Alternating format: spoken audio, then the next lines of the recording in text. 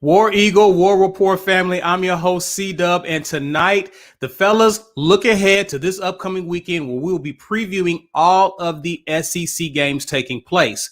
We'll even take a closer look at the Auburn-Alabama State matchup, and we'll even give our score predictions later on in the show, so you definitely don't want to miss that. But for now, sit back, get your weight up, because tonight we enter the War Room. You are now listening to the War Rapport. Wednesday night War Room. Brought to you by Auburn Sports.com. Ike Jones. B. Will. C. Mike G. Let's go!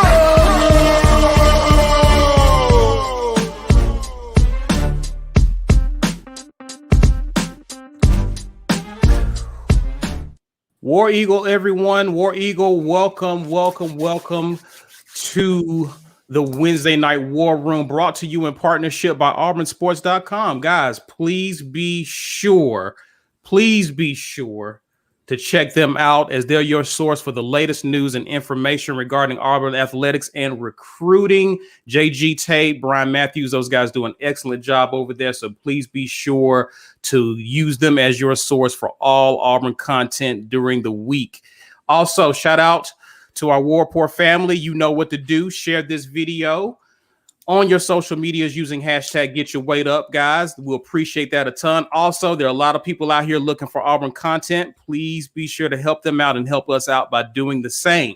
And if you want to get in on some of these perks, some of the dope content we've been putting out during the week, Mike G can tell you how you can do that. Mike G. Hey, listen, become an insider. A lot of you have been signing up lately, kind of joining our online community. We got a lot of stuff going on game day. So shout out to everybody who joined at halftime. I think we had like 300 or 400 of you guys at halftime with the Akron game, just in there chopping it up with us. Kind of makes halftime go by faster. So join us for that. We'll be at you pregame and postgame was popping. So we are in here becoming insiders so that you can partake. We made it insider only to kind of keep the trolls out. We definitely want to keep the trolls out. Other than that, listen, man, we're giving away a mug tonight. Hashtag Get Your Weight Up. Ike is getting the numbers right here. I saw a number of Get Your Weight Ups in the comments already. So you guys already know. Yeah. So at the 1 hour mark, we will draw. I'll remind everybody at the halfway point, check your spelling on that, Get Your Weight Up, and we will get that popping.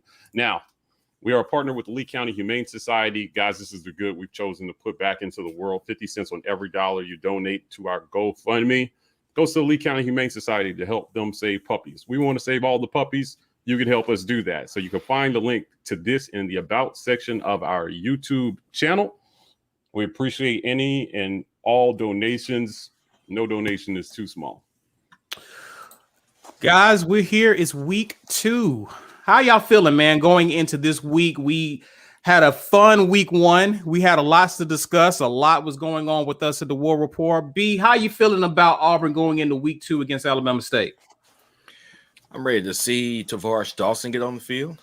Coach Harsin said he should be playing this weekend. I'm looking forward to that. Looking for that offense to continue that fine tuning. And I'm not going to be discouraged if it's not a 90% completion night for Bo. That's fine, because that was otherworldly. But yeah, I want to see more work in the passing game. They did a great job. I want to see it keep going, man. I'm excited. Also, welcome Tyler Parker. Tyler, got welcome the message. Fam. I love when advertisements work. So, Mike G, talk to me, man. How you feeling about this week, man? I feel good after talking to our coach on Tuesday. So we humble brag. We snuck in the post game presser to ask some questions. And I just wanted to know if the balance that we saw is the plan moving forward. His response was curious, right? Like it was like, hey, we want to run the ball. He made that clear. We want to run the ball, but shooting for 50-50 balance. it's something that they want to strive towards. I'm with the coach. I feel good about the plan. I thought they executed that well on Saturday, and kind of moving forward, I want to see some other guys get in the mix, particularly at receiver. So Shedrick Jackson, kudos to him. He played a great game. He looked like a go-to receiver. He looked like the guy you throw the ball to when you have to have a catch. I thought he did a great job. Other than that, some of these younger guys, I want to see more Robertson. He came in here and just big boy the spot in the starting lineup. Yeah. So I want to see him do more. This team is going to be a little bit more talented than Akron was. They've got some athletes. We broke that down on Locked About Auburn, but it's going to be exciting to see. I feel good. I feel like we have a game plan that will not leave our offensive line hanging out to dry and then blamed for all our problems. So I want to see it again and again and then again. I'll feel even better. All right, talk to me, man. What are you looking forward to, or how are you feeling coming out of week one, going into week two? Week one brought me a cautious optimism about the prospects of this team at the one deep. Right. I think at the two deep where there's still some work to be done. So hopefully one deep does its job again to allow us time to get the second string out there and get some valuable game experience. I'm also cautiously optimistic about what I saw from other teams in the SEC and their poor performances that are on our schedule. Right. So it allows us to feel a sense of, okay, we can go out here and compete in some of these games that maybe previously we didn't think we could, or give us more confidence about games we thought we could compete in to actually win those games, right? So looking forward to seeing what week two brings, not just for Auburn, but for the other teams in the SEC, so we can determine, is what we saw week one the reality, or was it an aberration, right? So we'll see. Yeah, and I'm grateful that no one got seriously injured. So we're relatively healthy. So that's a positive that I take going into week two, and I hope we can keep that up for this game. Our starters will get some reps, valuable reps, do what they got to do, get off the field, let the second team play. And I'm okay the fact that we gave up 10 points, because I think that's valuable game experience that in the past our second team hasn't had an opportunity to enjoy as much. So I think there was a lot of teachable moments this week that the coaching staff was able to go over with those guys, and hopefully that they make some adjustments and improve moving forward when they get another shot. So that's the thing there. And I'm looking forward to seeing what we do. We'll talk more about the ASU game in a little bit, but let me just say something real quick. If you were not on as a member Monday's Watch the Film segment, go back and look at that for our insiders. That's still available for you all in the playlist. There's a Watch the Film playlist. You'll see some of the stuff. We didn't just, again, sunshine pumping. We are fans, but we were talking real talk Monday night about things that needed to improve for the team. So go back and look at the film session. It'll highlight some of those things that you see from our perspective, or what the film says, and to forget my perspective, what the film says we need to work on. So definitely go check that out. Welcome, Brent Connor. Hey, we Brent. appreciate you, man. We don't always get a chance to shout out new members, but when we do, we take the opportunity. Also, Cleveland Brown, thank you, sir. There's an article circling around suggesting that Tank should sit versus Alabama State. Seems ridiculous. Your thoughts? Yes, Cleveland, actually. You're right. That is ridiculous. I think Tank should play. And this offense relies around Tank. I think they should use Tank to their ability just to get some chemistry going with that offense. Everything is so new. I just don't. It's not like it's a different animal athletically. You're going to be playing again. Alabama State has some D1 like top level athletes on their team. So you need to see what they've got against a little bit, so because you don't want to be lulled into a false sense of security because you went out there and mashed Akron. Alabama State's not Akron. All right. So yeah. That's facts. Well, let me shout out this very thank you, Andre. He wants to know when we're discussing betting lines this weekend. If you checked out the Betting with B Will Pick 3, that was free to everybody on our YouTube channel, then I know you made some money because all three of those picks were correct, even though Arkansas made it dicier than they should have.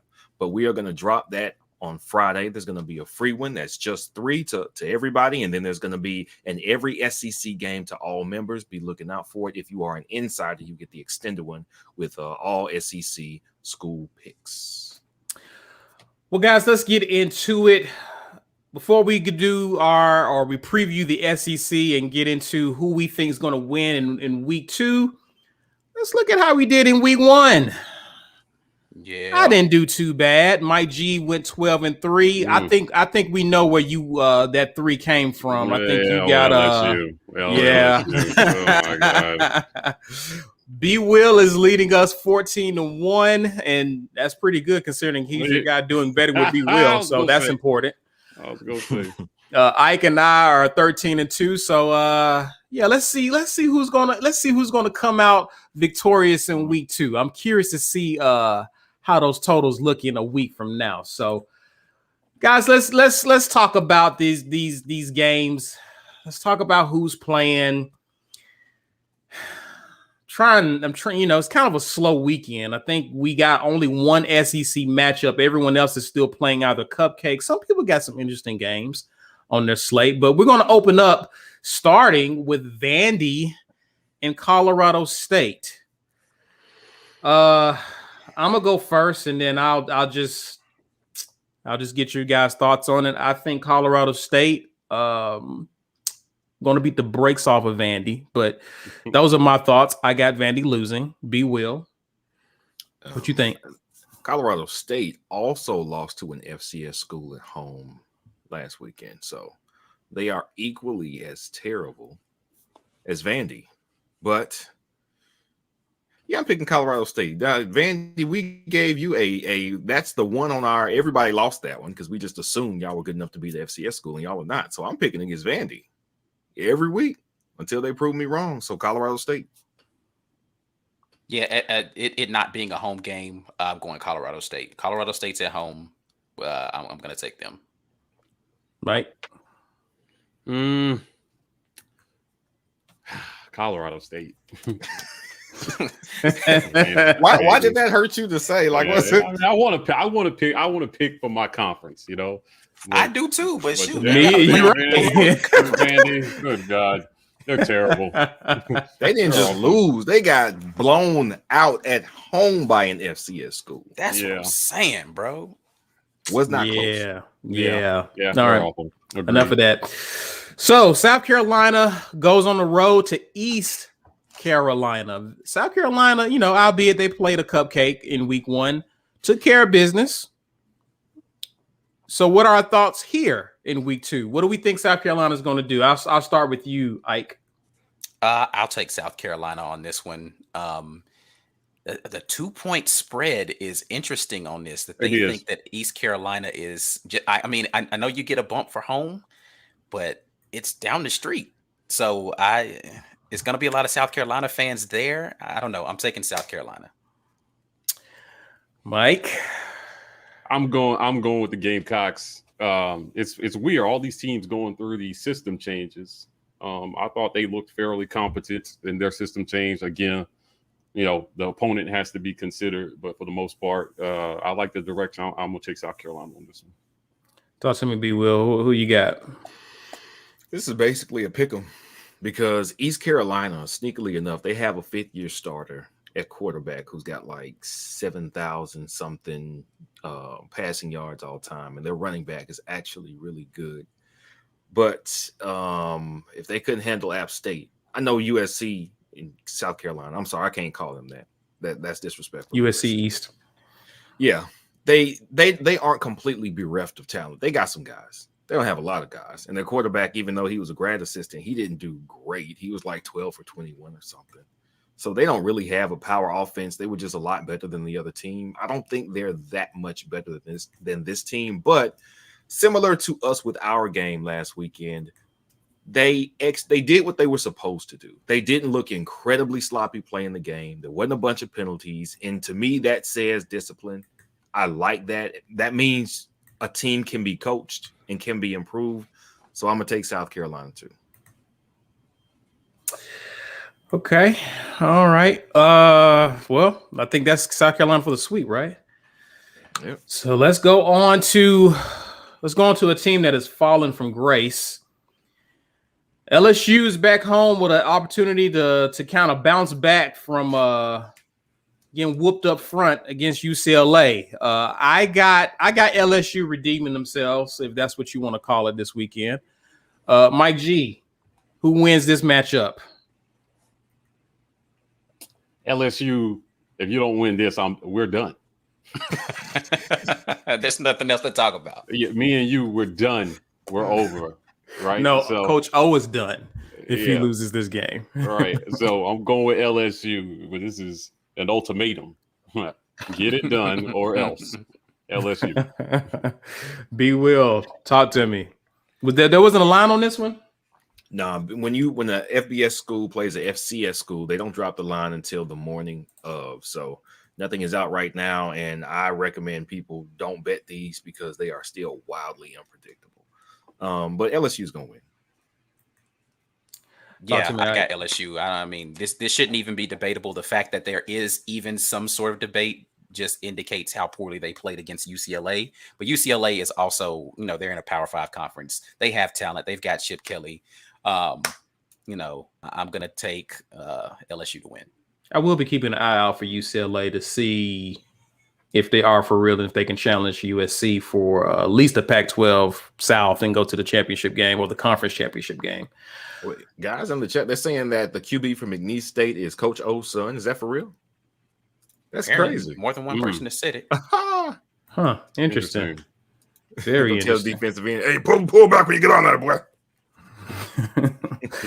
So our next game we got is Austin P at Ole Miss. Now I was impressed with Ole Miss. I know Louisville is still trying to find their legs, and they've been kind of down. But I was impressed with how Ole Miss looked, particularly on the defensive side of the ball. I thought they looked pretty good. Guys, I got Ole Miss winning this, but I'll start with you, B. Will. What are your thoughts on this game? Is this going to be a rout? Yeah, it's going to be a rout. I don't see any reason why it wouldn't be. Ole Miss by a lot. All right. Yeah, Ole Miss. Mike, what was Matt Corral's stat line in that game? He was the little bit I watched, he looked like one of the better quarterbacks in our league. I'm definitely going Ole Miss on this one. But that was definitely a Lane Kiffin offense we watched, right? Sure. So I was impressed with their run game. Ole Miss's run game looked pretty good. And if people have been talking big about that Ely kid in the offseason. Yeah. If they can run, Snoop Connor looked good. They had a couple of guys that they were letting run the ball. If they can run the ball well, man, it's gonna be really tough to stop that team. Agreed. Because they can pitch it. Now the only thing with and Wesley Hilson kind of mentioned it, their defensive coordinator likes to play a 3-man front, and I don't know how they would match up if they have to go to a 4-man front against a team that likes to run the football. So against your more physical teams, I'd be curious to see how they look in that regard. So keep an eye out for them, but yeah, I think they got this one covered. On to another beatdown of epic proportions. Mercer goes to Tuscaloosa to play Alabama. I got Bama winning this. Ike, you've already thrown your hand up. You got Bama, I'm sure. Yeah. Mike? Yeah, I got to stick with my picks I made on Funny Man segment where we picked each other's schedule. So Alabama on this one. Yep. B. Will? Bama. Clean sweep there for Bama. I hate it, but it is what it is. All right, moving on. It is. Number 13, Florida. Okay, goes on the road to South Florida. B. Will, you want to go last or you want to go first? No, I'm gonna go first because this is not. I'm going to pick the same thing that everybody else is going to pick. But I have to talk about what we saw from Florida last week. Yeah, let's talk about it. Emory Jones did not look good throwing the ball. Mm-hmm. He did not. Yeah, he had one touchdown pass, 2 INTs, and they were awful INTs. Right. Like, what did you think you were seeing when you threw that ball? Under no duress INTs, too. Like, it wasn't like he was getting hit. He just made a terrible decision and a terrible throw. It was just like, bro, what are you doing out here? Exactly. Now, hold on. Can I say something just in conjunction with that, right? Okay. This is what I mean by there's a difference in Bo Nix this year and previous years, because you look at Emory Jones operate from a clean pocket and throw an interception, and you look at Bo Nix operate from a clean pocket and hit a guy, right? Both of them look composed in the, like Emory Jones didn't look flustered in the pocket. Right. He just made a terrible decision and throw because whatever reason, right? That wasn't Bo Nix's story, right? And so you have to be able to recognize when a player is playing better. That's all I'm saying. Like, well, nobody's saying Bo Nix for Heisman just yet. But dang, man, can you give the man some props when he does something right? Anyway, Emory Jones, terrible. Go. Right. He did not look good. All right. So they had a backup come in. I forgot his name. I think it's Brandon Robinson. That may not be his name, but so he's a bigger kid. He's like 6'4", 230. He ran the ball well, but he was like 3 for 8. He did not look great throwing the ball. Right. They were wide open with Trask because Trask was accurate, but they also had super duper matchup nightmares in both Tony and Pitts. Them dudes gone. They don't have those threats in the passing game anymore. So it's going to be like Mullen at Mississippi State, where he just has to it's going to be option football. And it's going to be, Reed. And the thing is, that can work great. South Florida, they got pummeled by North Carolina State last week. So Florida's going to beat them. That's my pick. Florida's going to win. However, let me officially express my concern about Florida because I always thought their defensive coordinator was overrated. Grantham is a bum. And their interior run game, Florida Atlantic moved the ball on them boys. I'm telling. Who's that defensive line coach? I have no idea. This Gardner guy, I think, is. No, he's at Tennessee. Oh, okay. I thought Rodney Gardner. No, yeah. Rodney Gardner with the Tennessee. Because they've been getting. I mean, if this will be 2 years in a row, they're getting gashed up the middle. And on the broadcast, they were talking like they're thin. They got some defensive ends that can get pressure. One guy named Carter, he was great, but inside they're soft, and I don't see that changing. So Florida, yes, for this game, but let's keep an eye on them going forward. Mike, talk to me, man. How you feel about this game? I just want to underscore how bad Emory Jones actually played. I mean, he played terrible. And for context, 86% of his dropbacks were not under any pressure at all. Yeah. 86%. He threw 1 touchdown to 2 interceptions under perfect conditions. Yikes. Right? That's bad. That's bad. He had one of the lowest TTTs I've seen, under 2.5 to throw the ball. So it's not like he was holding on to it and making bad decisions. He was very boldly making bad decisions. He was quickly making bad decisions. So with conviction. Yeah, I mean, y'all, like, listen, I did this to Bo with these advanced stats, so I'd be remiss not to do it to other people's quarterbacks. So when you look at it, because what Ike said stood out to me, so I was like, man, what are you talking? Let me pull this up. I was like, whoa, wait, he played terrible. Yeah. Right. So you talk about a 40-something NFL QB rating. Yeah, I mean, he was bad. So I'm going with Florida in this one, but I'm worried for them. Yeah. That number 13 ranking may not hold much longer. Well, unless they make a switch, and the other guy wasn't much better. So in another week, I think Alabama rolls into town, so that's gonna happen. That's gonna happen much sooner than later. Shout out to TJ Moultrie, appreciate you, bro. He says South Florida will cover. Ike, do you agree with that? I think no, because I think South Florida's that bad. I think Florida can beat them by 30 points, but good God. Dan Mullen's got some figuring to do. I have faith in Dan Mullen to get them looking better. But Georgia's looking like the easy runaway favorite in the SEC East. Yeah. Easy runaway favorite. Like, I thought it was going to be a slugfest between them and Florida. Nobody in the SEC East is terrible this year. Yeah, it's awful. Like, Vandy is terrible. Tennessee is passable, but not great. Florida looking disastrous. South Carolina, I don't really know what to expect from them. Yeah, that's still I mean, Kentucky, I don't see them making much noise, but we'll see. Like, who's gonna beat Georgia in the SEC East? Nobody.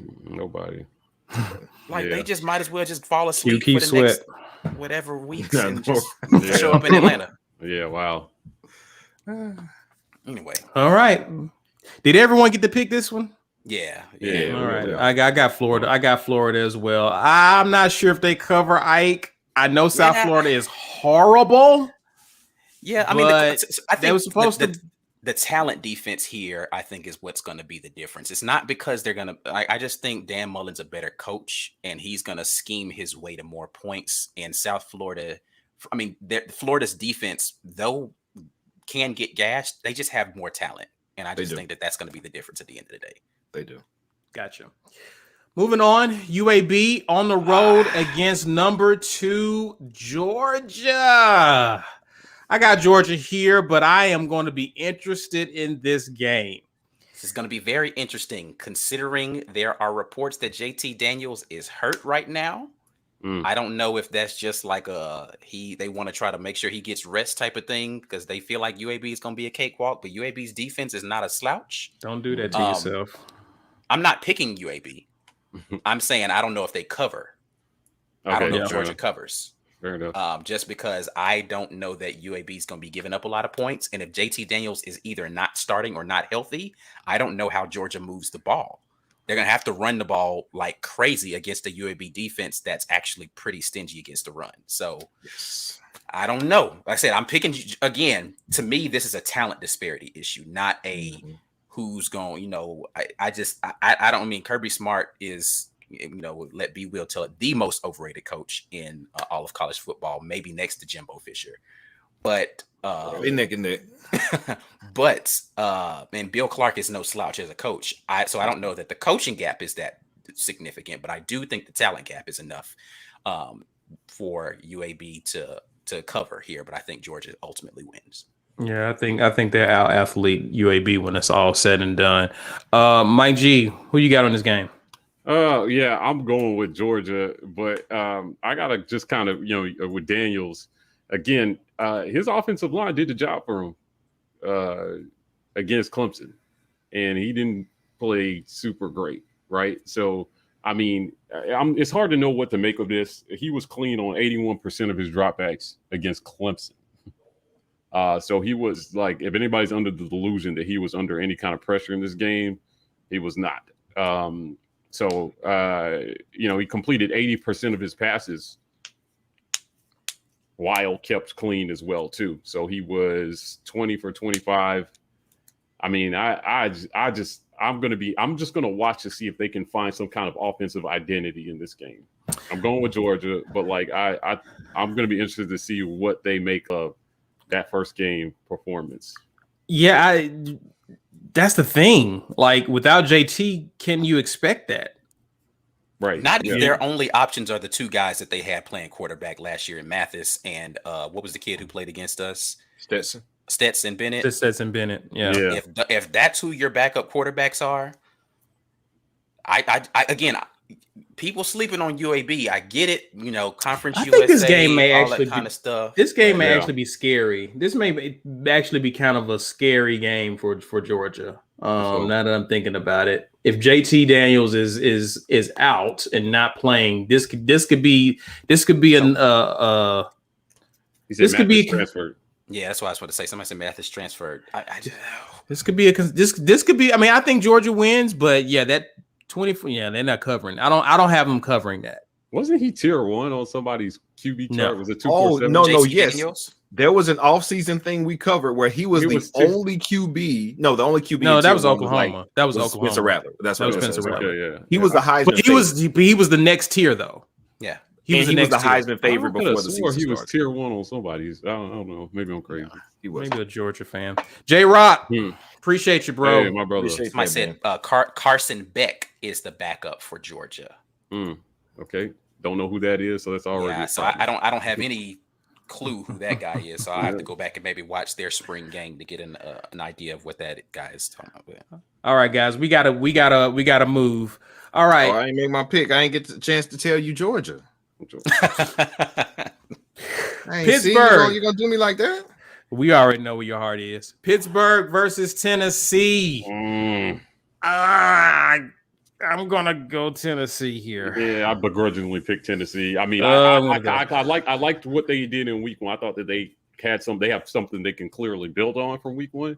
But yeah, I'm gonna go with Tennessee here. I don't know, man. Josh Heupel showed me a little bit something about his coaching ability in week 1. So we'll see if he can continue to scheme players into positions to make plays. I see a few of y'all in the comments. Man, They feeling like it's Pitt. I ain't mad at you. I ain't mad. I'm not mad at this. It's a pick 'em. I ain't mad. Yeah, at B, it. what you got? If anything is a pick 'em, this one is for me. But Yeah, I got Pitt. Tennessee was smoke and mirrors, man. I actually watched that game.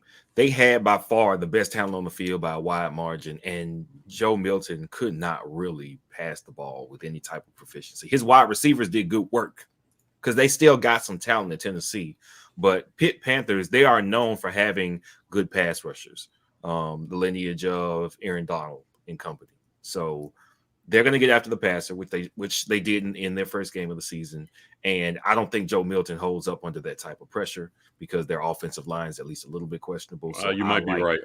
Can I switch my pick? I was about to say, because I'm picking Pitt as well. Yeah, I was about to say, can I switch my pick? I mean, I don't know, man. I'm looking at these stats here, and it's still a toss-up. Milton was kept clean on 86% of his dropbacks and completed 47.6% of his passes while kept clean. Yikes. I'm going to hold Tennessee, but not with any conviction. Like, yikes. Yeah, I got Pitt in this one, actually. I went and looked at a little bit of what Pitt did last week, and I was like, this might be a rough one for Tennessee. Might be a rough one. Yeah, so, yeah, I've got Pitt winning.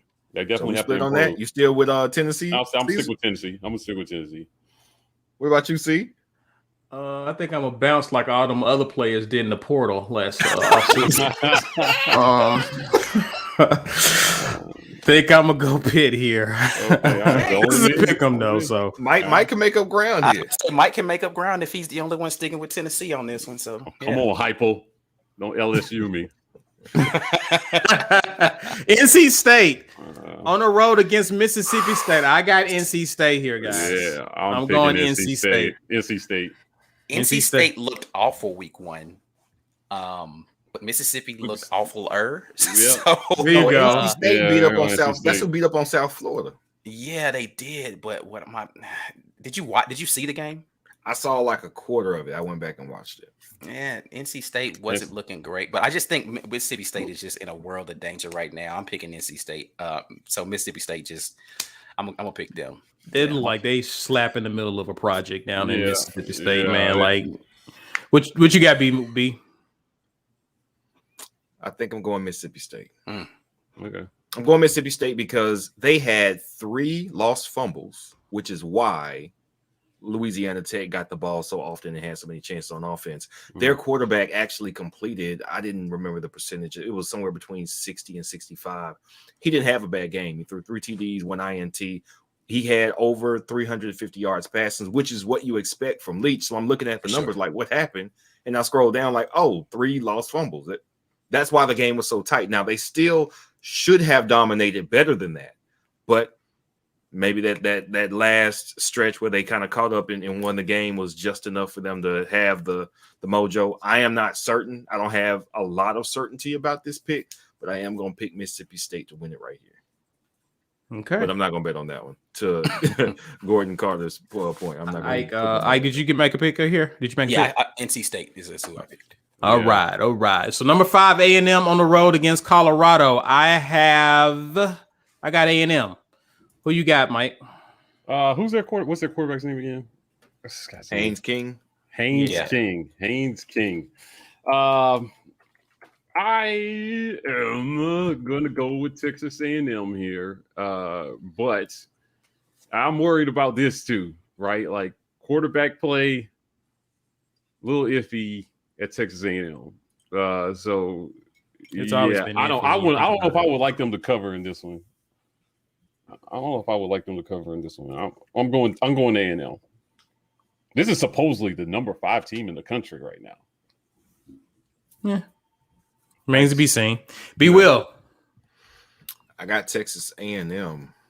They didn't look great at quarterback, but their defense clamped down. Yeah, true. And once they got going, man, they didn't stop. They did not cover for me. Oh, excuse me, Kent State didn't cover for me. I had them covering Texas A&M by 29, and Texas A&M was at Kent State was at Texas A&M's 5-yard line with like a minute and a half left, and they turned the ball over on downs, which means Texas A&M did what they had to do. And you wouldn't know by that score that they turned it over as many times as they did from the quarterback position, because that defense is really doing its job. It is really the story there, I think. So I like Texas A&M to win this game. All right. Yeah, I got Texas A&M in this one. I just don't think Colorado is the defense is the difference for me. Like whether they cover or not, I don't know, but I think they'll win the game. Thanks. All right, guys, we're on borrowed time a little bit, so we'll gotta make some moves here. Missouri versus Kentucky. This is a very intriguing matchup. I think I know who I'm going with, but I want to hear from you guys. Talk to me, Ike. Who you got? Who you like in this game? I'm gonna go Kentucky. Oddly enough, I think Missouri's offense is good. I think their run game is questionable. I think their defense is questionable. So, because honestly, they allowed a lot of movement against them in that first game that should not have happened for the caliber of difference in what you're supposed to see in athletes from conference to conference. And I just think Kentucky actually looks capable offensively. I'm going to give Kentucky the nod in this one. B. Yeah, I like Kentucky, man. Mizzou, like we talked about on the show, Central Michigan has some experience. And if you watch Ben Will Be Will, I said no, Central Michigan covered. They held me down. Central Michigan covered. Missouri, man, Baselak is cool. He's not what everybody hyped him up to be. Not yet, though. They talking like he was Drew Lock. He is not Drew Lock. He is just not terrible as a quarterback at Mizzou. So I don't trust them. Not yet. I'm going Kentucky. Right? Missouri. Okay. All right. I had Missouri kind of high on my power rankings, and I felt like this was going to be a game. They beat Kentucky to, try to make some noise in the SEC East. Sorry. And I saw that Kentucky can actually make a forward pass. Mm-hmm. It appears as though they can actually do it with some competency. And I think that was one of the things that they've been missing. We know they're a pretty good defensive team. They can run the ball. The Rodriguez kid can run the ball. Now they can offset that with throwing. I think that's enough at home to get by Missouri. So I got Kentucky for the dub there. So let's bring us to this game here. Number 15, Texas on the road at Arkansas. Who wants to jump in and give their thoughts on this one?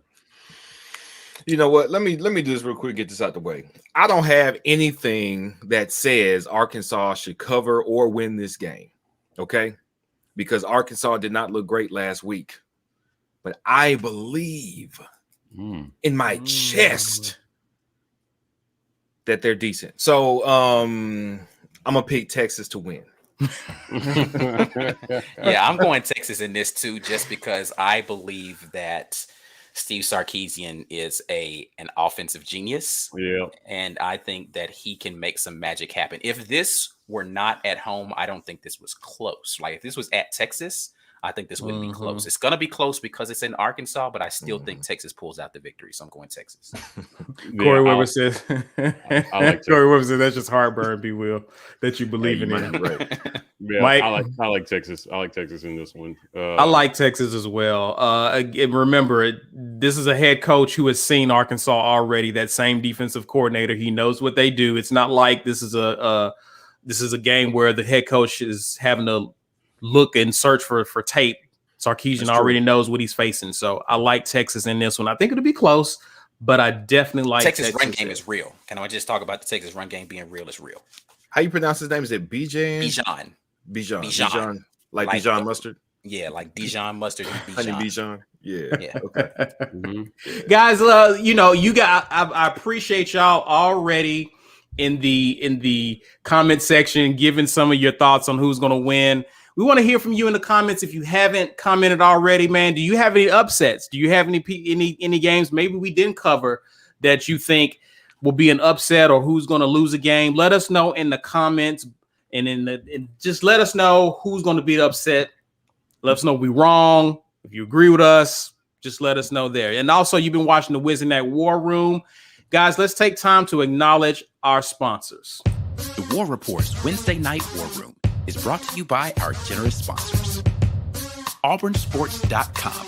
For news and notes on all things Auburn sports, head over to AuburnSports.com. Our betting partner, BUSR. Bet with confidence at BUSR.com/report. University Ace Hardware, located at 2101 East University Drive in Auburn, Alabama, right across the street from the Auburn Mall and next to the movie theater. For all of your hardware needs, Ace is the place. And our giveaway sponsor, GWT2 Energy. If you want the best in the business at restaurant logistics, check out our friends at GWT2Energy.com. Listen, if you didn't already know, now you know. Become an insider.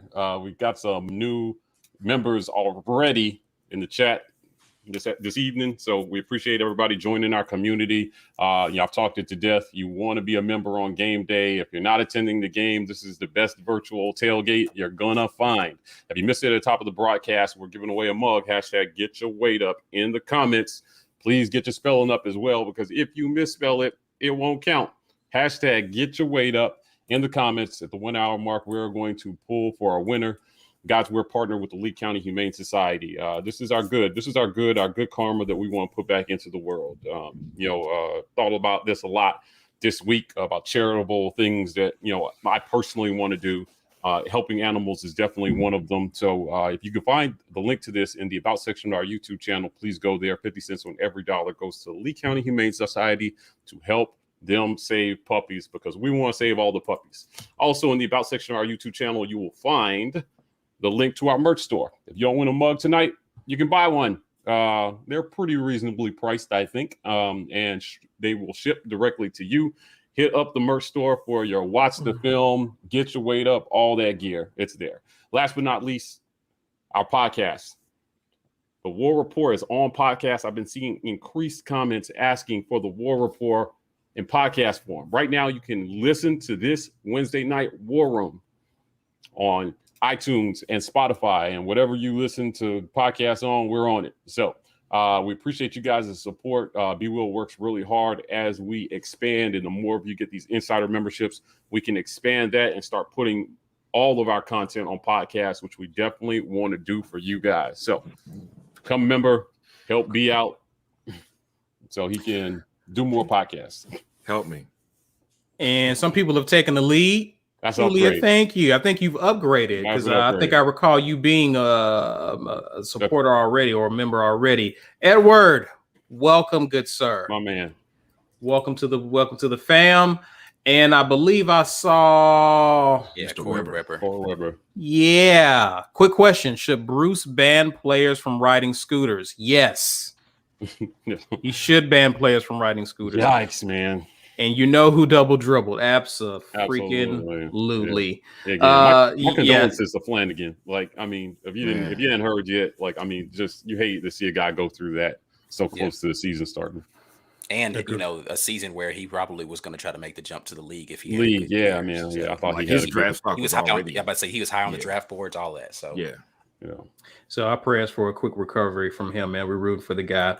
Let's get back into previewing this upcoming weekend. We've talked about a lot of teams in the SEC, but we didn't talk about our favorite team, and that's Auburn hosting Alabama State, coming off an impressive week one. Auburn faces Alabama State for the second time. Of course, we faced them back in 2018 when we beat them 63-9. And both teams are 1-0 coming into this matchup. We talked about how we felt going into this game. What are some things that, and I'm going to start with you, B. Will, what are some things that you want to see out of this team going into week two as you know, some people may look at it as a tune-up for Penn State, but what are some things you want to see to give you more comfort going into week 3? Well, even though Penn State will not have a primarily running quarterback, I want to see our first and second team defense pitch a shutout against what I expect to be a very athletic Alabama State offense, because rewatching our game, once the second guy came in, was it Irons, the quarterback for Akron? Mm-hmm. Hey man, listen, he was making some throws on us that he was not afraid. The first dude was tentative. Maybe we got to the first guy. Was it Nelson?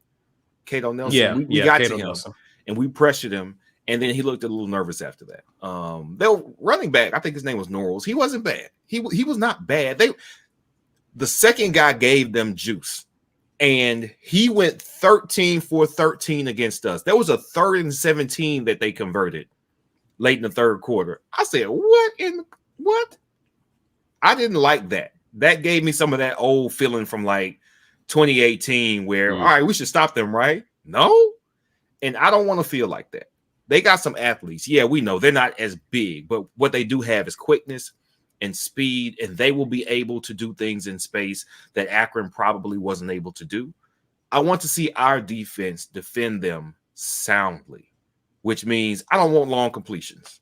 I don't want third down conversions. I want, you can, maybe you get 1 or 2. Everybody's got to get something, but I want our defense to dominate start to finish, not just first and second quarter. That's what I am most wanting to see against Alabama State. So basically, you want to see better play out of the second and third team defense. For sure.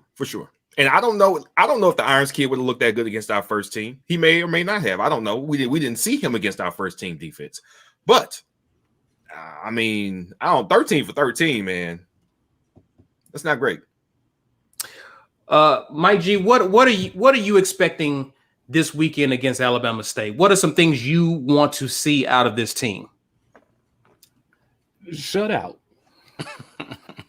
Want to see a shutout. Fair enough. I think I was impressed with our first team defense. It seems like, we're at least in the beginning of solving our pass rush conundrum. How to generate a pass rush with our front 3 or 4. And I thought they took some steps in the right direction. Big Tony Fair, clogged in the middle on film review. We just showed him putting a guy down, right? We've got a real opportunity here to build on what was, I think, the most momentum we've had to start a season in a while. We came in unheralded and we looked prepared. So I expect that trend to continue going into Alabama State. I think that, Harsin, man, he's all business, guys. Yeah. He's bring your hard hat and your lunch pail and let's get to work. So that attitude, those attitudes we see on the field, I think they reflect leadership. I think we have strong leadership. So this is not a game where the outcome is in doubt. What's in doubt is how focused they will be and how well they'll perform when the outcome is not in doubt. And I think that's the mark of a good team. All through week 1, we saw it run rampant. Teams underperforming against inferior talent. Auburn, for once, didn't make the list. Yeah. We looked impressive. How many people said after week 1 it was just Akron? Mm-hmm. I would challenge anybody who said it was just Akron to sign up for an insider membership, join, watch the film, and learn something about football. Now, no, they were not good, but the execution, though, right? The understanding of concepts that the coaches implemented. I had my doubts. Bo took some strides this offseason. I had my doubts about if he could get from literally what felt like was from here to here. It was a long way to go. Kudos to Brian Harsin and Mike Bobo for implementing in one offseason, in a few months, a brand new system, and then putting the guys on the field who know what their assignment is, what their job is. They can get the job done. And if you don't know what your job is, these guys are going to take care of business while everybody else catches up. I feel like it's kind of what happened on defense, right? The guys that they fielded did work. The second team came in and they still got some catching up to do, but they can get there.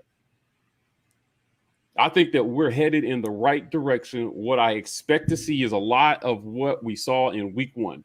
You should be able to beat them with basic run pass concepts, line up, beat the guy in front of you, and take their will early in the game, man. They got better athletes than Akron, but I expect us to be even sharper in game 2.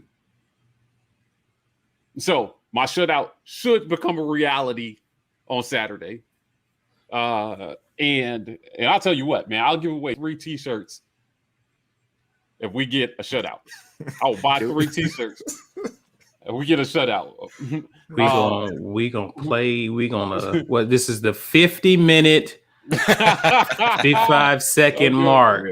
Just in case you're looking for it. So, again, can't say enough about the job that Brian Harsin and his staff did in week 1. Getting this team prepared and then putting a product on the field that we could be proud of as Auburn fans.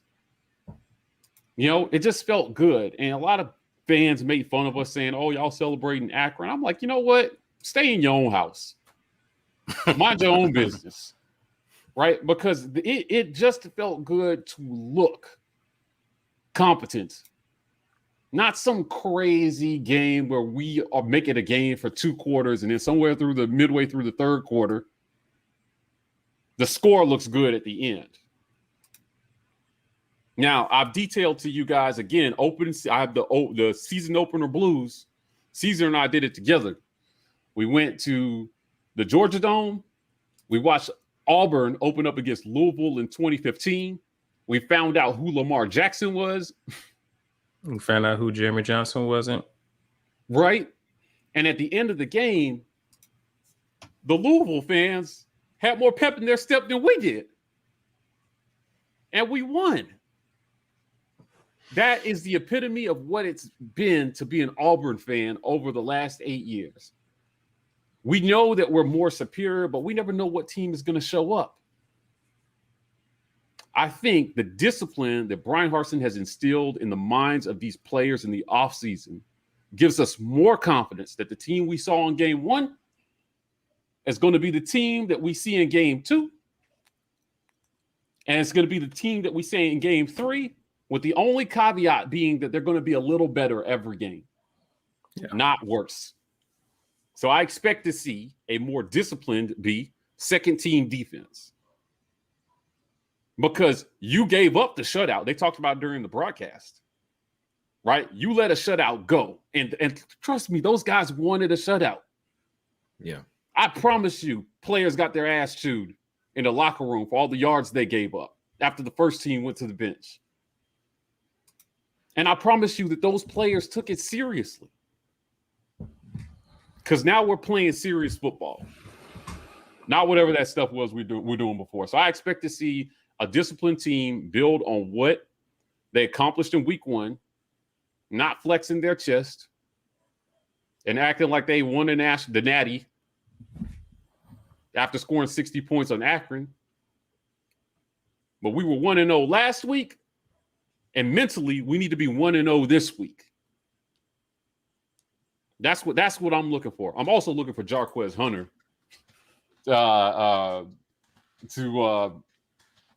probably have another 100 yards rushing in this game.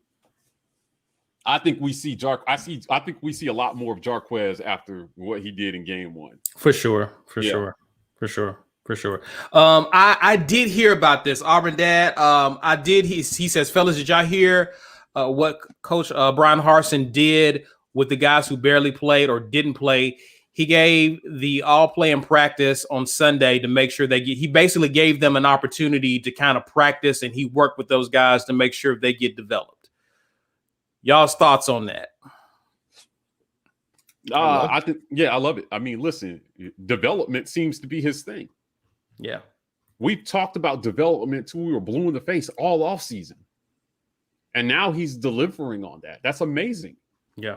Right. Yeah. I mean, I I would think want it's to play for amazing. that guy. Yeah. If that's a coach who's investing in me, is it just me, or does it seem like our last coach didn't really care about players past the one deep?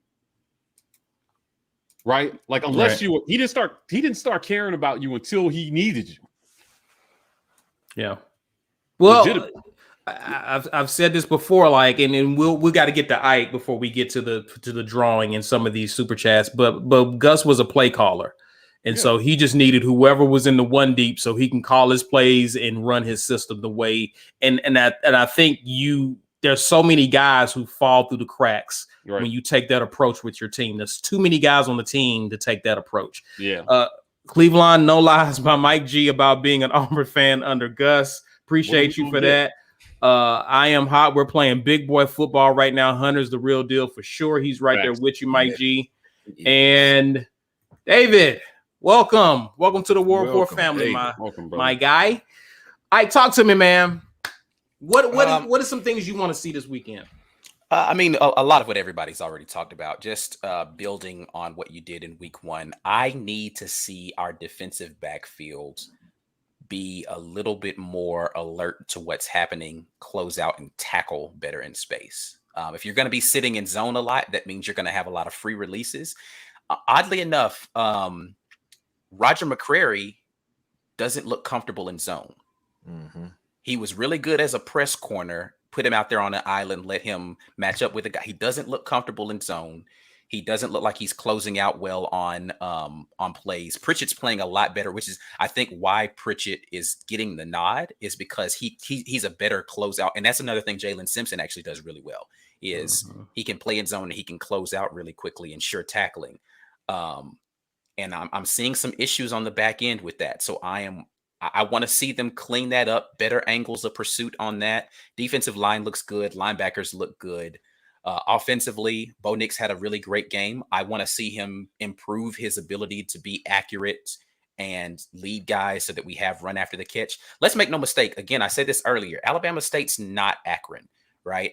Ezra Gray was an all SWAC. He is actually on watch lists for the league. That's a running back for Alabama State. Yeah. So he's a quality running back. So we're going to have an opportunity to go out there and play big boy football, because they're going to line it up and they're going to run it a lot because their quarterback's not super accurate. They run a lot of RPO stuff. I watched, I did a little bit of homework on Alabama State and went and watched them play last week against Miles. It was a low scoring game, but their quarterback doesn't make a lot of poor decisions. He's just not super accurate with the football. But they run a lot of RPO stuff. They're going to spread it out a lot. They're going to go 4 wide a lot, try to do some quick slants, quick hitters, which means if you're playing in space, you have to come up and make tackles, because if you don't, they have some talented guys on the outside who can catch and get upfield. So we're going to have to do a good job of that.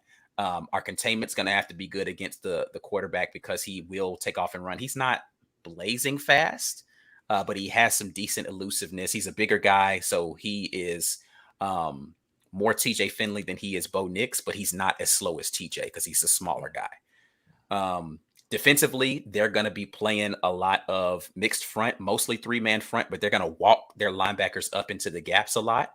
So it's going to look like a 5-man front a lot. And then they're going to do a lot of different stuff where they're pulling a defensive end from different sides. They're going to throw some different stuff at the offense to be able to handle. But again, from an athleticism standpoint, we should win, right? It's not going to be that. But I do anticipate this being a tougher matchup. And so we're going to get to see a little bit more of what the mettle of this team is this week as we prepare to go to Penn State. So I'm looking forward to seeing what this matchup looks like. All of that to be said, we should win the game handily. But again, there's some things to definitely look out for as far as how we're tackling on the back end, because we're giving that cushion, and how we handle a run-heavy team that's going to be running out of the spread. So they're going to try to spread you out, but still run it. A lot of stretch zone stuff that I saw them do against Miles. So it's going to be interesting to see how that works out. And they have some talent on defense too. Let me not they have like a kid that transferred from Jacksonville State, playing at corner. That's one of their starting corners. They have some big guys on like 6 foot, 6'2" corners, right? So like they have some guys that can get up and press you on the outside. So again, not going to be the cakewalk that Akron is from a athleticism standpoint, but from execution, we should be able to do that. So yeah. Well, those are our thoughts on this upcoming week as we preview the Alabama State Auburn game. Want to hear from you guys also in the comments, man. What do you think are going to be some things you want to see Auburn actually take the next step and improve on going into week 2 as we begin to prepare for week 3 at Penn State? It's that time, guys, to draw. How many entries do we have? See here. We're up to 142 entries today. We got 428 people in total here, so not terrible. But we're not at 50%, which we like to be at. But hey, listen, you still got time. Hashtag get your weight up to get in here on this drawing. 142. What's our record? What's our record? That may be it. I think this is the record. I don't think we've beat. That may be it. I'll do it. There are over 400 people watching this. Shout out to everybody watching, by the way. I think for real. We setting all kind of records tonight. Oh, they lurking. Wow. They lurking. They ain't commenting, but they lurking. Yeah. Before we draw, I gotta ask again. The call to actions work so well with our community.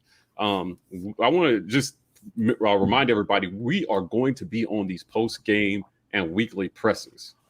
So Ike will be post game. Please go show Ike some love in the comment section, people. For sure. He's going to be on the post game asking questions on behalf of the War Rapport and on behalf of you all. You guys are our community.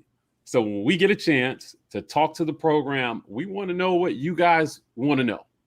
Yeah. So we take a lot of what we hear here and then we channel that so we can bring you guys. How many times have you watched a press conference and been like, they didn't ask one damn question I wanted to answer? Right. Now we're here to give a voice to you guys on the pressers. Come on, man.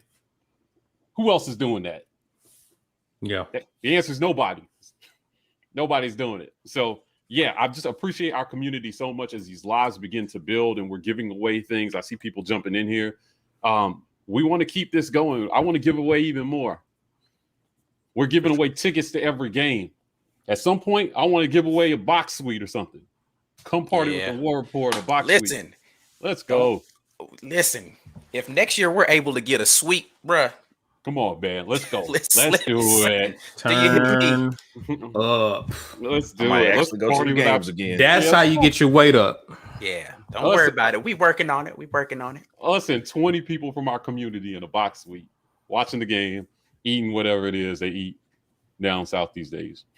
I don't know. Damn, so you make it sound like we in a different country. You're from here. I've been in Arizona for 8 years. You remember what food's like in the South? Don't do that. Yeah. Hey, you already know what the business is. Get us off these jobs. That's the move. That's right. Sure. We don't plan to, Julia.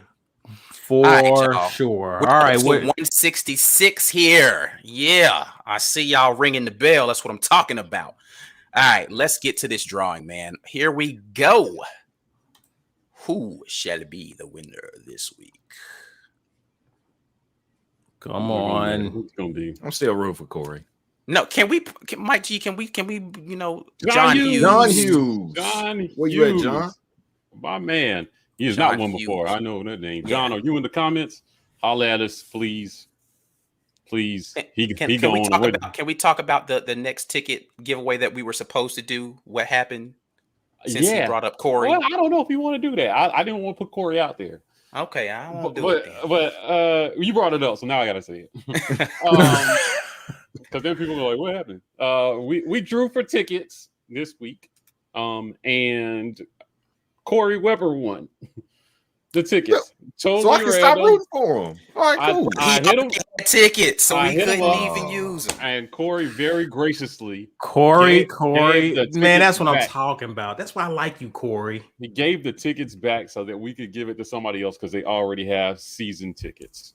So, whoever wins the tickets, thank Corey because we have to. Hey, John Hughes, my man, listen. This is what you need to do. Business at the War Rapport, John. Hit us up. Business at the War Rapport. Send us your address, and we're gonna get that mug right out to you. So congratulations, John Hughes. Thank you for being a member. Not only a subscriber, but a member of our channel. There's so much green, and it looks like we're playing around a pile of cash. There's so much green in this comment section from everybody who's members. It's amazing. So yeah. So I think we have we still got tickets to give away. So guys, can't stress enough. Trying to get in contact with you all is really difficult. Please go to the About section of our YouTube channel and sign up for our email list. You put your name, your email, and your YouTube handle, so I can go to one spot, search you, and say, hey, you won something. Just saying. We want to give it away. Yeah. So I'm just amazed, man. Make sure y'all smashing that like button. I'm just amazed to see how many people here on a Wednesday night hanging out with us. I remember, again, I'll say it again. I remember there was just 8 people, and the same 8 who was down with us. And so to see all y'all hanging out with us, talking Auburn football, we appreciate it very much. So let's get back into it. We're still previewing this upcoming weekend. We're talking specifically about the Alabama State Auburn game. Is there any closing thoughts we have about this game before we get into our predictions about the score? B. Will, you got anything? Rewatching the game a little bit, like I did, and also watching the film session, which I didn't get to see every film where Ike was breaking it down with Mike on the stream. But one thing that I will say is that the coaches called a very good offensive game. Mm-hmm. And it made it really, which is what coaches are supposed to do. Do not take this as a knock on Bo Nix, because when your coaches get guys wide open for you, you're supposed to hit them. Their job is to get them open. Your job is to hit them. Both parties did their job, so we looked great. I still want to see Bo under pressure, because that's what's going to determine what type of season we have. We know we're not going to get. I think, Mike, you looked up the pro rating on how many of his passes were under pressure. Bo? It was in the 80s. The percentage, I don't remember exactly. Under pressure? Wait. Was not under pressure. I'm sorry. 95.8%. Okay, so he was completely clean all night, pretty much. Yeah, they got 4%. And he looked great, which is still an improvement. Let's not dismiss that. That's still an improvement, because he had fundamental issues throwing the ball when he was clean in the past. Right. That will result in incompletions. So at the very least, they fixed it to where if there's no pressure, you should be able to make this throw. And for the vast majority of the throws, he did. Now, it is a different proposition when 1, you're under pressure, or 2, you have been under pressure, and now you're not sure whether or not your next throw will be clean or not. Your eyes are going to tell you something. You're going to have a read. You're going to know where guys are supposed to be on the field, except now a 255 guy drove on you and hit you right when you were letting it go. And you remember that, and that's in your back of your head next time. Now your pocket's clean, but you're thinking too much. We won't really get to see that. I can't say we won't see that this week. I at least want him to be pressured this week. I don't want him to get hit. If we could never get hit at the quarterback position, great. But I do want to see him under pressure to know if all those fundamentals that they're fixing for you, is it going to stick when you absolutely need to get away from a guy that's bearing down on you? That's what I want to see. And I don't want coaches to, put him in harm's way, but I do want Alabama State, heat him up a little bit. Don't hit him. Heat him up a little bit. Let's see if all those lessons are still being learned. That's what I want to see. Yeah, I just want to point out to B's point about the under pressure, right? So he was kept clean on 70% of his dropbacks in 2020, right? And he completed only 64% of his passes under perfect conditions. That's about fundamentals. So every quarterback, just for reference, has about a 20 to 25 point drop off from kept clean to under pressure. Right. So, for example, when kept clean, Joe Burrow was like 88% or something crazy. Right. When kept clean, under pressure, he was like 70% accurate. Right. Bo went from 64 to 40 last year while under pressure. So there's going to be, my point is, there's going to be a drop off. It's just, what are you falling off of? Right. Because all these other guys, the better quarterbacks, they were all falling off like 80-something% when kept clean to like mid-60s. Right. Even Mac Jones, he fell from 70-something to 52 while under pressure. So it gets to everybody. It's just if your fundamentals are good, you will still complete a higher percent of passes when under pressure. And what that means is when the game's on the line and they're coming after you, you got a 15 to 20% chance, better chance of completing a pass while the game's on the line. That's it, man. That's why that statistic matters. Now he's at 90 right now, so I don't expect that to stick. Right. Sure. Right. Sure. But I hope to see, man. Hopefully we are sitting here talking about a Joe Burrow type season where he's like in the mid 70s or something, and his fall off is to like 60% or something under pressure. That's really good. And I think he has a chance to be that kind of quarterback with this type of system because I think that they were taking more shots down the field because they were so open. I think that once you get into a situation where you're going to be in Penn State and Penn State blitzed so much against Wisconsin. If you go back and watch that Penn State game, they were bringing pressure consistently against Wisconsin. They're going to do the same thing at Bo, right? And so can the offensive line figure out the blitzes and where they're coming from and how to adjust, number one? And then number two, will Bo Nix be able to deliver accurate passes to what will be wide open receivers? Because there's just people running open when you have blitzes. This is about figuring out where the blitz is coming from, making the right reads. Our challenge is going to be making sure as we get into that game, he's seeing those type of scenarios, which is again why it matters what you do in practice with that first team versus second team. Because if you're going to start out with cupcakes, the first time he sees immense pressure can't be on the road against Penn State. Yes. Right. It's got to be in practice if you're going to play Akron and Alabama State before you get there. So he should be seeing that in practice and understanding what it feels like to be in that space before it becomes time that you have to deliver it in the game. And I'm more confident in that than I have been in previous years. Now, what I do want to see, again, fundamentally in this game is how our offensive line stands up to guys who aren't giving up 100 pounds to them. Right. Like they're going to be bigger dudes that you're going to have to move out of the way. If we can get that run game working the way that we did against Akron, then it's going to be fine because that means that your play action stuff is still going to work just the same way. They're going to have to play some press man on the outside or bring more guys into the box. We're already playing with 2 tight ends, 3 tight ends sometimes. So there's going to be more guys in the box just inherently. So we need to make sure that we can still run the ball as effectively. And then Bo will have the ability to throw to guys who are still wide open. I saw a question about, did Bo throw off of his back foot at all in the last game? Yeah, he did. Sometimes when he's rolling out, sometimes there was one play that we looked at specifically in the watch the film. If you guys have not seen watch the film, then and you're an insider, please go and look at that. But it was a throw from the far hash all the way to the sideline. And it was a little off target because he's falling back a little bit as he throws that. He just still has a tendency. He wants to do this thing. And this is the thing I've noticed where he doesn't want to give away where he's throwing the ball to. So I think he intentionally tries to not point his body in a direction to not tip off the defense and tries to do it all arm so that they don't get a jump on the route. But it actually takes something off of his throw. So we looked at a throw that, people talked about TJ and how poorly he played.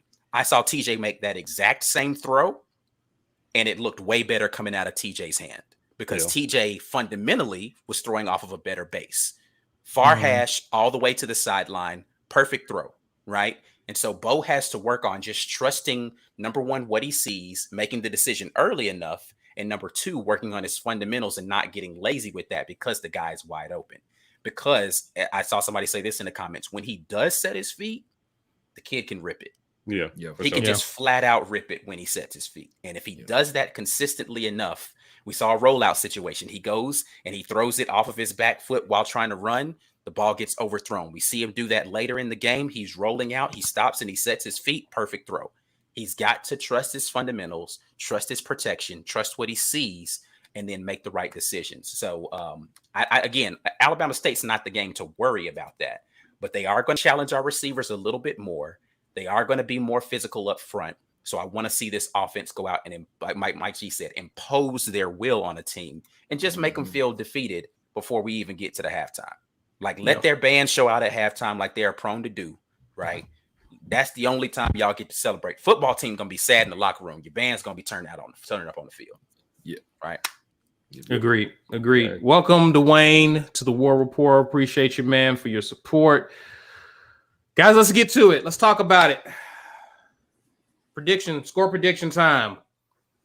I am going to go 52 to 7 here. 52 to 7. Mike G, we already know what Alabama State's getting. What you got Auburn getting? Yeah, goose egg for Alabama State. I got Auburn scoring because I expect to see a heavy dose of Jarquez Hunter in the second half. I got Auburn putting up at least 50 in this one, so I'll go 55-0 in this one. I expect it to be over quickly. I think the game plan is going to be good, and I expect to see better performance from TJ Finley in the second half of that game as well, too. So if we get last week's bow, he should throw for 250 in the first half and sit down. Right. Then TJ gets in and he got 5 passes in the last game. I expect to see him get a few more reps. This is your backup quarterback. You got to get him comfortable in the game, man, before you may actually need him. So I hope Bo stays and keeps going. But I think that the second team, with Jarquez Hunter running with the second team too, that's why I'm confident in their ability to keep scoring points after the first team goes out. Right. So you already got him getting second team reps this weekend. No, well, I mean, yeah, because it's kind of like Shivers and Tank are kind of like 1A, 1B kind of deal, right? Like Shivers isn't really second team. He just kind of comes in to spell Tank with the starters. That makes sense, right? Okay. Like Jarquez will actually be running with the second team. Right. So, yeah, I agree with that. Yeah. So, yeah. 55-0.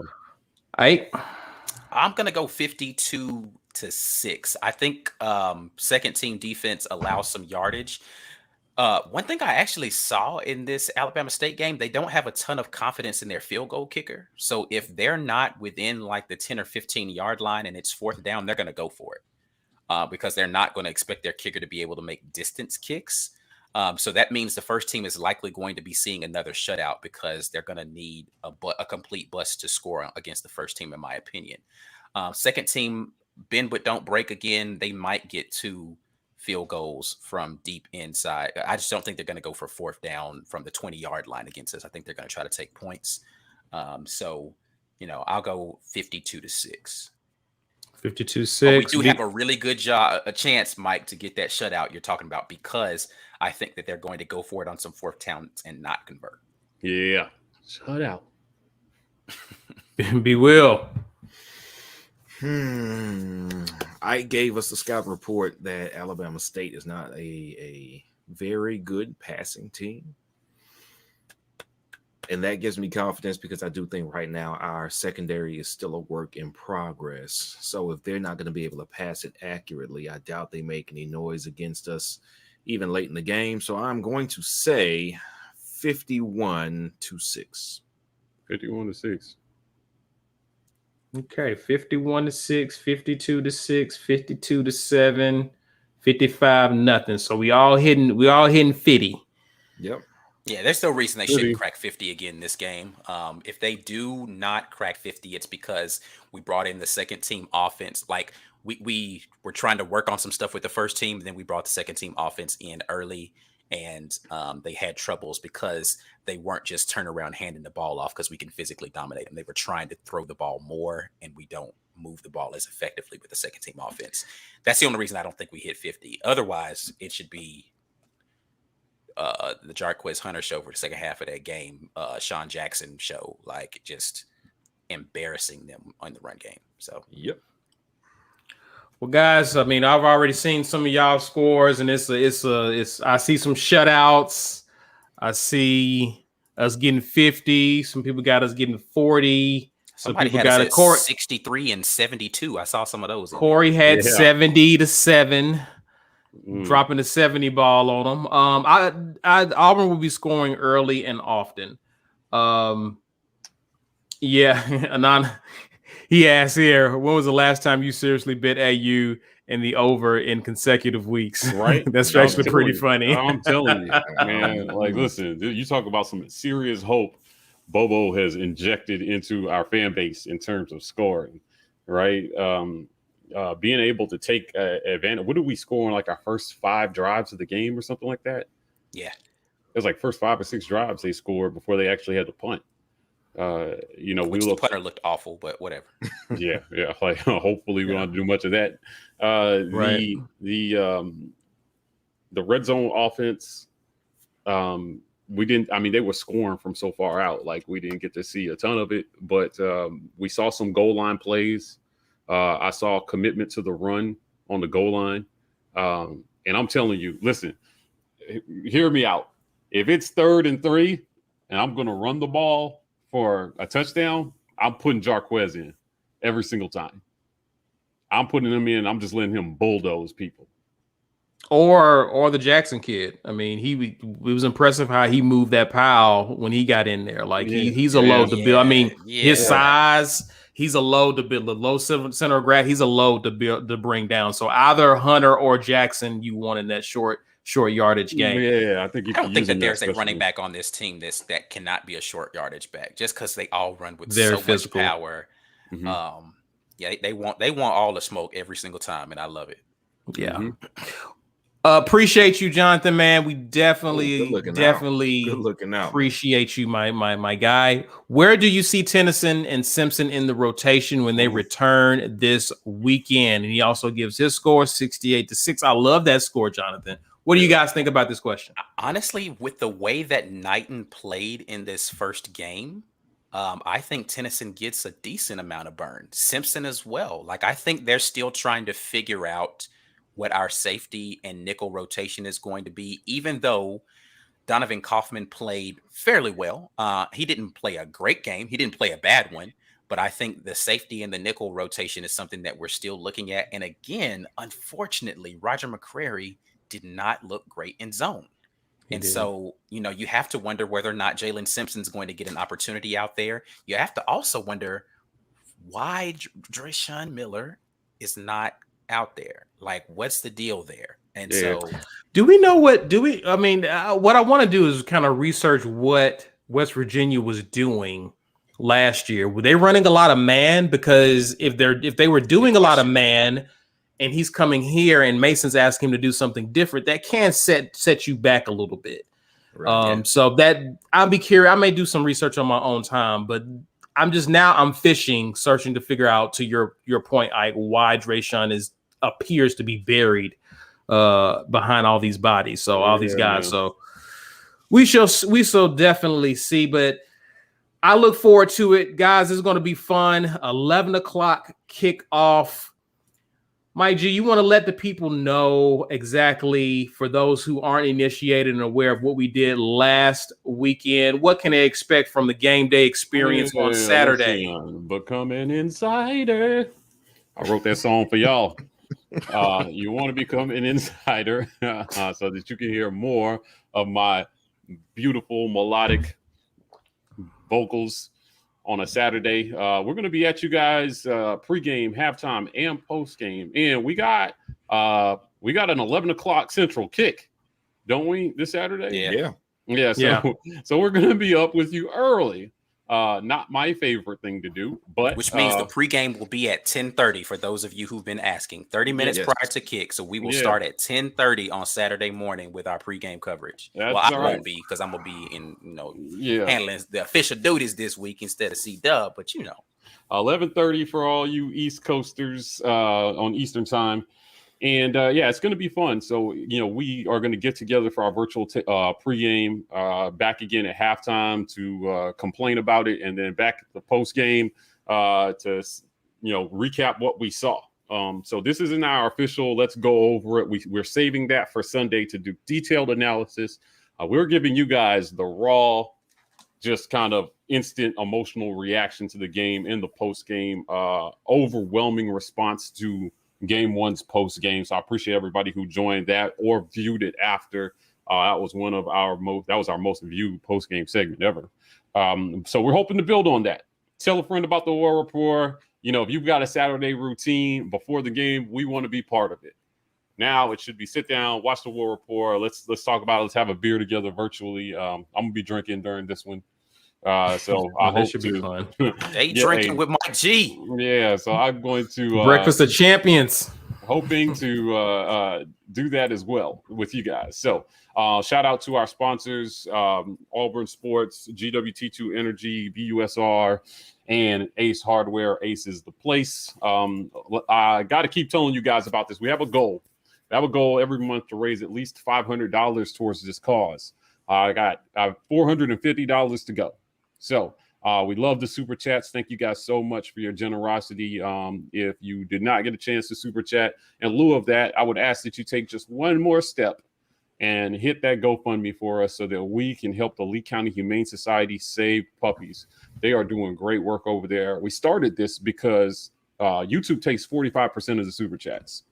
So we figured if we're going to give away, just about half, let's do it for a cause that we support. Which is this. This is what we've chosen. So I appreciate everybody who I know will go over there and help us chip away at that $450 so that we can hit our goal of 500. Last month we did 6. So I want to hit 5, but I'd love to top it. No donations too small when it comes to trying to save a puppy. It costs them $19 a day to take care of animals in their care that stay an average of 30 to 45 days.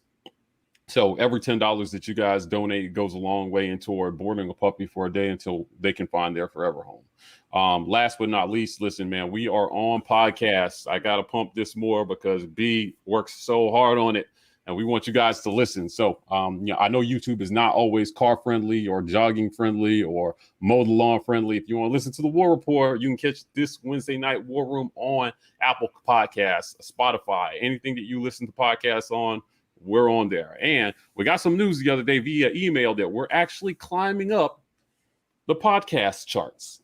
So thanks to your support, there are some other people out there who claim to be the #1 sports podcast. I wouldn't mind wearing that crown as well.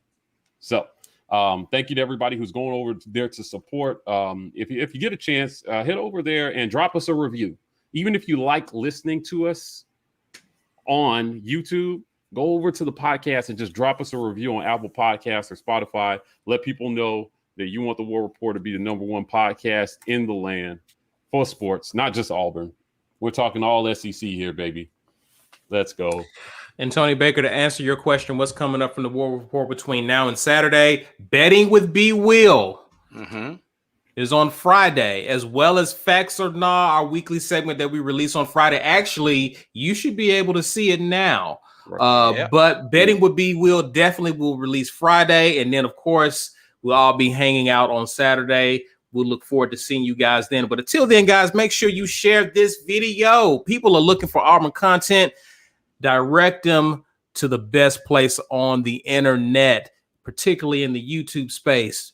Share this video using hashtag Get Your Weight Up, whether it's Facebook, Twitter. Let people know we're out here. Guys, don't be rude. On your way out, like this video. And if you haven't subscribed to this channel, please do that. That helps us out. I mentioned social media. We're on Twitter and Instagram at The War Rapport. We are TW Rapport on TikTok. That's it for now, but there's more to come. We'll see you guys soon. But until then, War Eagle, my friends. War Eagle. War Eagle. War Eagle.